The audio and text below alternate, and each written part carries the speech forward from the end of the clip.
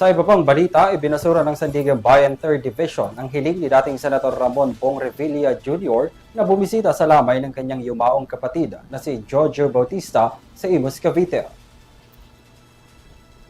Isinumite ni Revilla ang urgent motion for furlough noong June 26 para sa kahilingang bumisita sa burol ng kanyang kapatid sa loob ng 4 na oras. Pero sa desisyon ng Anti-Graft Court, kahit hindi kinatigan ang hiling ni Revilla dahil sa hindi ito kinilala ng korte bilang isang emergency at tila nagpapakita raw ito na isang malayang tao si Revilla sakaling payagan. Posible rin umanong makaapekto sa puwersa ng seguridad at mga tauhan ng Bureau of Jail Management and Penology ang pagpayag sa dating senador.